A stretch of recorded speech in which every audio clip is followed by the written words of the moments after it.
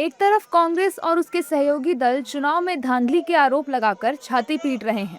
उधर जम्मू कश्मीर से इंडी गठबंधन के सहयोगी दल नेशनल कॉन्फ्रेंस सांसद चौधरी मोहम्मद रमजान ने पूरी कहानी ही पलट दी। दरअसल सांसद चौधरी मोहम्मद रमजान ने कहा है कि 2024 में विधानसभा चुनाव पूरी तरह से साफ सुथरे थे। 2/3 बहुमत से नेशनल कॉन्फ्रेंस की सरकार बनी। कांग्रेस साथ है और सब कुछ बिल्कुल साफ सुथरे तरीके से हुआ। सांसद रमजान का ये बयान सीधे सीधे चुनाव आयोग को क्लीन चिट देता है और उन आरोपों को गलत साबित करता है जो विपक्ष लंबे समय से दोहराता आया है। हालांकि कांग्रेस नेताओं ने उनके इस बयान पर आपत्ति जताई है और उनके बयान पर तीखा पलटवार किया है।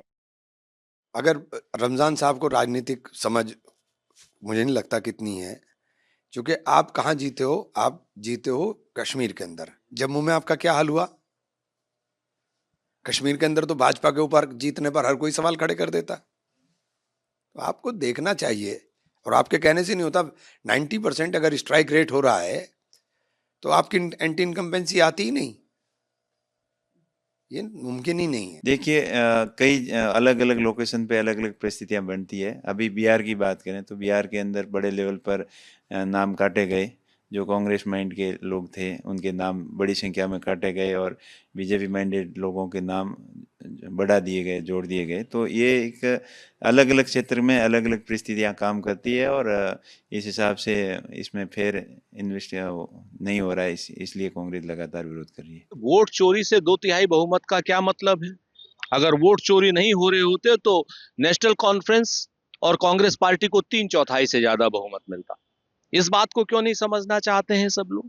सबके अपने अपने सोचने का तरीका है। नेशनल कॉन्फ्रेंस के जितने बड़े नेता हैं सब वोट चोरी के मुद्दे, फारूक अब्दुल्ला साहब हो, उमर अब्दुल्ला साहब हो, पूरे विपक्ष के साथ में, पूरे इंडिया गठबंधन के साथ में है। किसी एक आदमी के कुछ कह देने से ये वोट चोरी का मुद्दा नहीं रुकेगा। वोट चोरी तो स्पष्ट रूप से वोट डकैती के रूप में बदल रही है, जो लोकतंत्र को के लिए एक खतरनाक स्तर तक पहुंच रही है। ये संविधान के ऊपर खतरा बन रही है। आज की डेट में वोट चोरी का मुद्दा देश का मुद्दा है। जानकारी के लिए बता दें कि राहुल गांधी खुले मंच से हरियाणा और महाराष्ट्र चुनावों का हवाला देते हुए ये आरोप दोहरा चुके हैं। बिहार में भी आरजेडी और कांग्रेस का यही सुर रहा।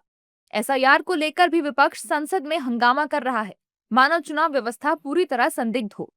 इसी हंगामे के बीच सांसद मोहम्मद रमजान ने वो बात कही जिससे विपक्ष की नींव हिल गई। हालांकि विपक्ष संसद परिसर में एसआईआर को लेकर हंगामा कर रहा है।